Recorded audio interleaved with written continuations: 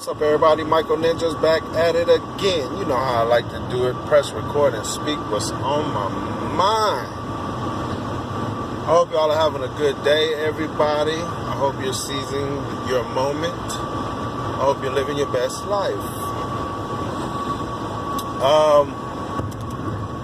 So, again, with my ideas,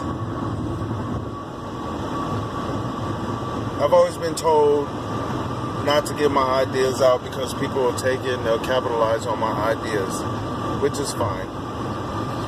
I wish I can get some of that money, but that's not what this world is all about. I mean, that's not what my world is all about. This rat world race is all about money. But what I've also learned is by putting my idea out there, even if I can't acquire it, someone else could. And before you know it, in time, it's in existence. There's a lot of things and ideas that I've said and mentioned that have come to existence. And my world is just a little bit better. Okay? I had nothing to do with producing it, or the financing of it, or even asking for a fee or a price. I just put the idea out there. So my idea is, I want to get into real estate. I want to buy homes that I could set up, duplex, quadplex, empty homes, refurbish them, and make space for homeless people. Now, what I mean by, okay, so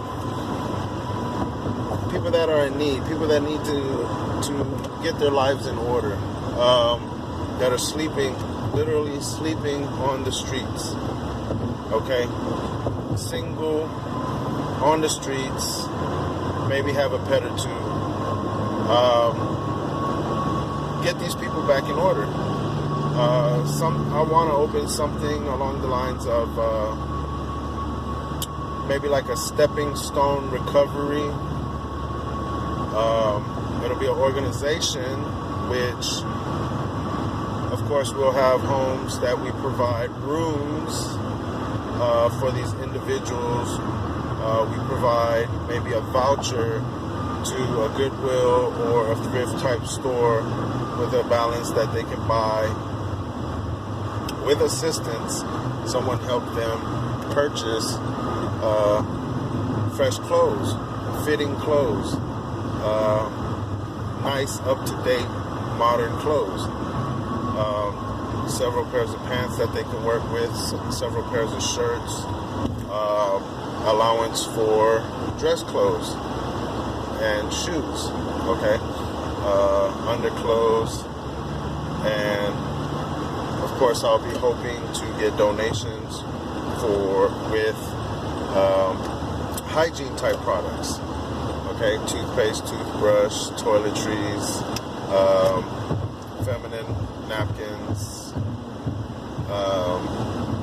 wipes, diapers, okay, because there are females with children that are out there homeless, babies, okay. Now, when they stay at these places, they will have some time to relax, recover. Now, in these places, they will be monitored, supervised.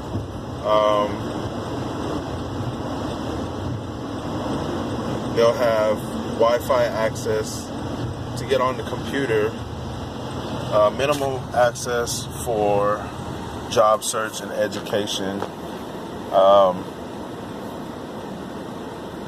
Maybe provide some type of free online training courses.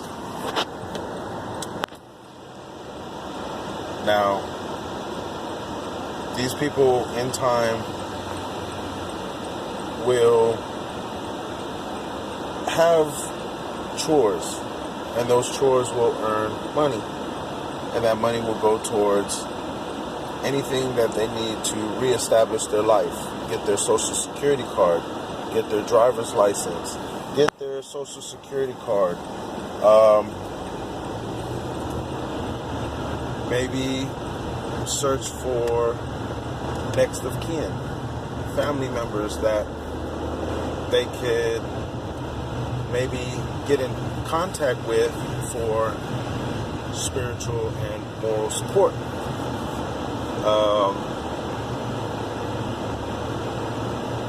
Find these people, have them volunteer a little bit of their time.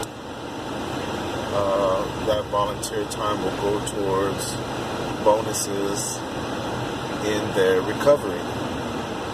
Once they've acquired all their credentials as much as possible, then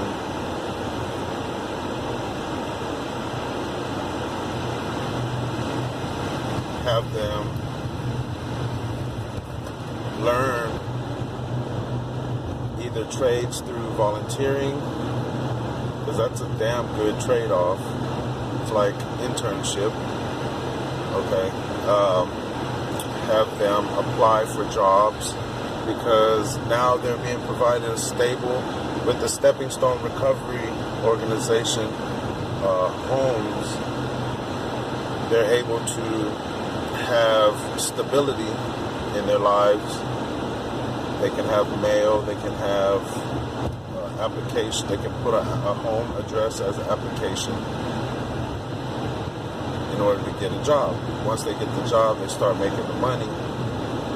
They'll have to report their earnings to the staff, in which a payment structure will be set up, a saving structure, and a facility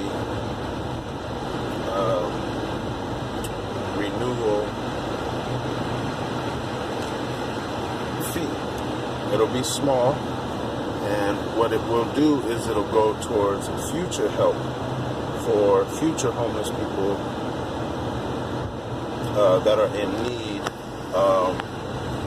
Once these homeless people have established a footing and have gotten to the next step, which ultimately will be pushing for them to acquire their own job, and then from there acquire their own living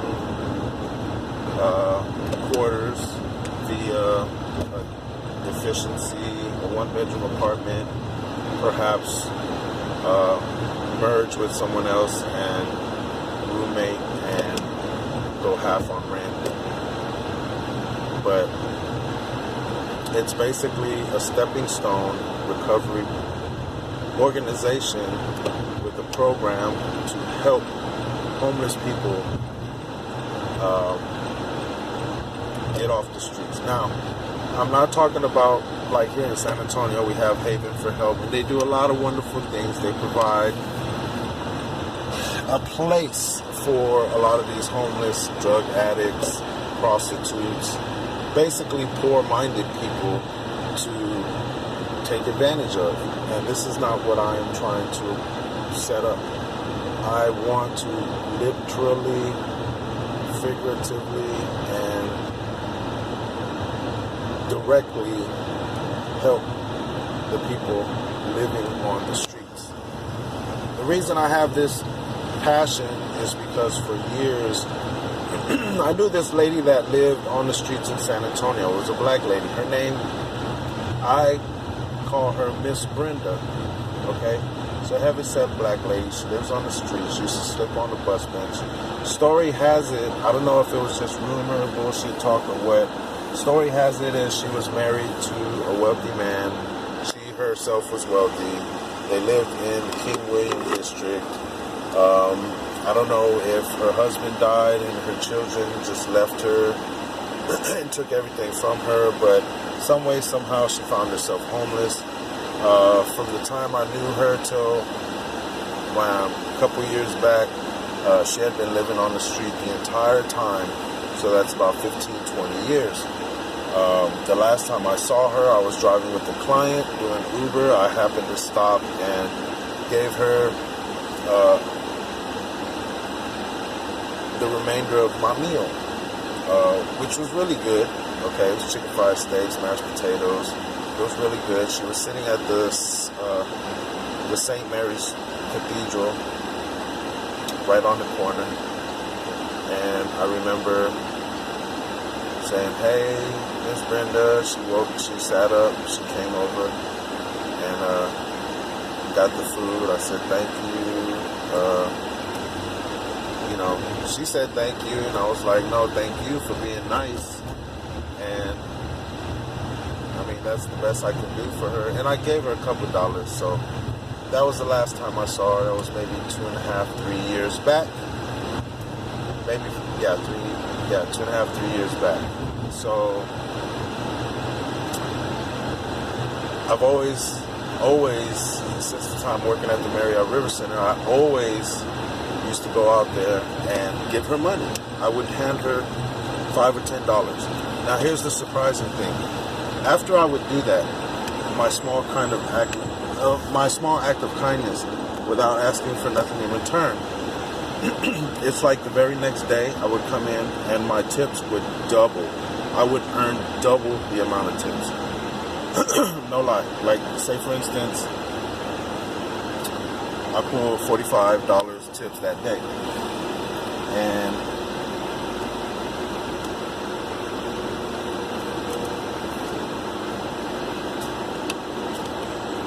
I see her, I'll give her $5 or $10 of my money. The very next day, I'll make at least $75 to $90. I'll see her again, I'll give her $5 or $10. The next day, I'll make close to $100, $120. So Brenda was a very nice black lady. Okay, very nice black lady. And she was homeless and could have really used a lot of help. But I don't know what it was. She wasn't a drug addict. She wasn't an alcoholic. I remember having to chase some guys away because someone had surprised her with a big bag of potato chip Lays, and she was happy. She was so happy. But some people came up and grabbed her bag of chips and took off running when she was sitting on the floor. That pissed me off so bad. So bad. I went running after them, but they was already far too gone. So me being me, I ended up giving her $5, and I even went to the store the very next day and got her another bag of chips. Man, Lay's potato chips is my favorite, and it was her favorite too. So I had to make it right. I didn't tell nobody. I don't ask nobody for nothing in return. I just do this for my heart, and it feels really, really good. So do things from your heart, people. You'll be surprised. You'll be amazed. Michael Ninja out. I'll talk on it. Peace.